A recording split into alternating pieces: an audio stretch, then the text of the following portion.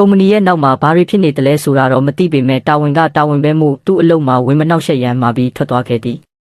တစ်ဖက်တွင်မူရှန်ဟိုင်းဘက်မှရှင်စီအားရှိနေသည့်ဂျေဂျူကျွန်းထံတရုတ်ဖွဲ့တစ်ခုပါရောက်ရှိလာကြပြီးရောင်းဤတို့ကိုနောက်ကနေကူညီပေးနေသည့်ဦးလေးကြီးရှိရာသို့ရောက်လာသည့်ရုံးတူတို့ဖွဲ့ကအထဲသို့ခေါ်ကာတကားပိတ်လိုက်ကြသည်မင်းရန်ပုံငွေပေးနေတာကိုတိတာနဲ့လက်ကဝေးပြုတ်မယ်လို့တတိပေးထားတယ်မဟုတ်လားဟုရုံးတူကမေးရခုတလောခွေးတွေအကြောင်းကြောင့်ပဲဆေးရောင်းပေးနေတာဟုလိန်တော်လဲဒါဆိုအဲ့ဒီလက်တွေကအတုံးမဝင်တော့ဘူးပဲဟုဆိုပြီးလက်ကိုစပွဲပေါ်တင်ခိုင်းကရောင်းဤခေါ်ထားသည့်ကောင်မလေးကြောင့်အခုမေးရင်နောက်ကူညီလို့မရအောင်လက်ကိုတစ်ခုခုလှုပ်ထားခဲ့သည် YouTube များကအခုလိုထိုင်စားပြရုံနဲ့ပင်ပတ်စံတွေအများကြီးရနေကြောင်းရှင်စီအားကိုဒေဂီကရှင်းပြနေတော့လဲကောင်မလေးကတော့သူတို့စားပြနေသည့်အစားတောက်များကိုသာစိတ်ဝင်စားနေခြင်းဖြစ်ပြီးဂုံတိုက်တစ်ခုတည်းသို့ရောက်လာသည့်အခါတွင်လည်းမြင်သမျှအထူးဆန်းပင်ဖြစ်နေသည်နမူနာအဖြစ်ကျွေးသည့်မုံများကိုလည်းတစ်ခုပြီးတစ်ခုအာရပါရလှည့်စားနေသဖြင့်ဒေဂီကနောက်မှလိုက်ဆွဲခေါ်နေရသည့်ထိုစဉ်ရောင်းဤထံဦးလေးကြီးစီမှဖုံးဝင်လာပြီးအကြကိုအကြောင်းတီးလိုက်ရသဖြင့်ရှင်စီအားတို့နှစ်ယောက်ကိုခဏထားခဲ့ကချက်ချင်းပင်လိုက်လာခဲ့လိုက်ပြီးရောင်းဤကတော့သူမကြောင့်ဖြစ်ခဲ့ရသည့်ကိစ္စမျိုးစိတ်မကောင်းဖြစ်နေပြီးပြဿနာများဒီထက်ပိုလာနိုင်သဖြင့်အဆိုပါထူးဆန်းသည့်ကောင်မလေးကိုမြန်ပြန်ပို့လိုက်တော့ရန်ဦးလေးကြီးကမှားလိုက်သည်ဒီလိုနဲ့အပြင်ရောက်လာတော့ရောင်းဤကားရှိကိုတုံကပိတ်ရက်လိုက်ပြီးဂျိုဟွန်းကဘေးသို့ဝင်ထိုင်ကဘသူတွေလ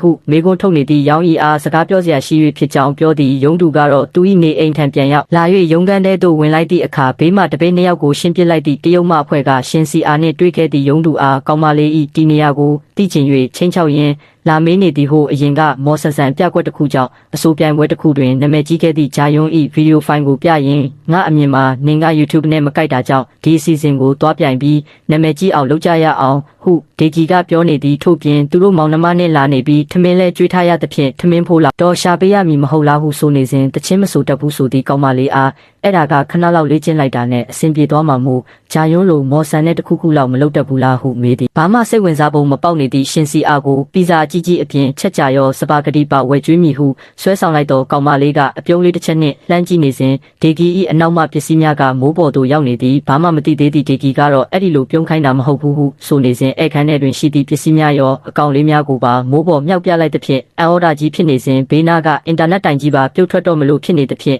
အမြန်ပြန်ချခိုင်းလိုက်ရသည့်ထိုအချိန်ရောက်မှရောင်ဤကဦးလေးကြီးစီမှပြန်ရောက်လာတာဖြစ်ပြီးတခွဲခန်းထဲမှထွက်သွားသည့်ရှင်စီယာ၏ဟိတ်ကလေးမှတ်တမ်းကိုပြသသည့်ဂျိုဟွန်းတို့ကအဆိုပါကောင်မလေးမှာတာမန်လူမဟုတ်သဖြင့်မိသားစုဝင်တဦးလဲသာကျန်တော့သည့်မောင်ဖြစ်သူကိုပါမထိခိုက်စေခြင်းလင်ယခုမှစပြီးသူပြောတာကိုနားထောင်ရန်မှားလိုက်သည့်စကားများကိုပြန်မြင်အောင်နေသည်အဆိုပါညကဂျေဂျူကျွန်းတွင်မီရှူမီပန်းပွဲတော်ရှိနေတာဖြစ်ပြီးဂျိုဟွန်းတို့ကအခြားအေဂျင့်နှစ်ယောက်ထပ်ခေါ်လာကမီရှူမီပန်းဖောက်နေသည့်အတော်အတွင်းအဆုံးမသက်နိုင်ရင်အတန်များကြောင့်ရဲများနှင့်ဒေသခံပြည်သူများရောက်လာမှဖြစ်ကြောင်းမှာထားသည်ရောင်းဤကိုလည်းသူတို့စစ်စင်ရေးမစတင်မီမောင်ဖြစ်သူကိုခေါ်ထုတ်ကအပြင်သို့အမြန်ထွက်သွားရန်မှာထားတာဖြစ်ပြီးထိုစဉ်တစ်ဖက်ကတရုတ်မအဖွဲ့ကလည်းရောင်းဤတို့နေအိမ်ထံဥတီလာနေကြသည့်စားရင်တောက်ရင်TV အတူကြည့်နေကြသည့်မောင်ဖြစ်သူနှင့်ရှင်စီအားတို့ကိုကြည်ရင်ရောင်းဤကဘာလို့ရမှန်းမသိဖြစ်နေစဉ်ခဏနေမီရှူမီပန်းများဖောက်တော်မူဖြစ်၍အပေါ်သို့သွားကြည့်ရန်ဒေဂီကကောင်မလေးကိုဆွဲခေါ်နေသည့်အချိန်အမဖြစ်သူကဝင်တားလိုက်ကရှင်စီအားကိုမြန်ထွက်ပြေးတော့ရန်အတိပေးလိုက်သည်ဂျိုဟွန်းတို့အဖွဲ့ကကောင်မလေးကိုနှိမ်နှင်းရန်လက်နက်ကြီးများနှင့်